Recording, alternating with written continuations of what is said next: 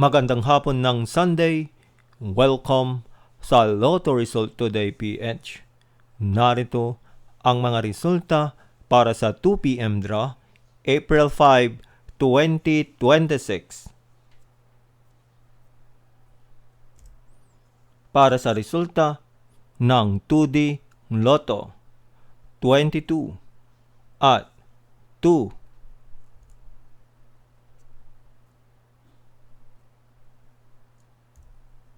Heto naman ang summary ng huling draw ng 2D Lotto.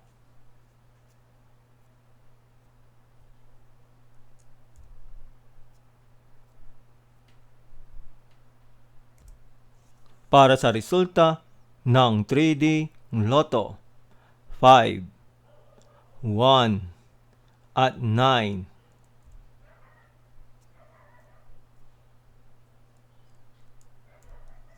Heto naman ang summary ng resulta noong huling draw ng 3D Lotto.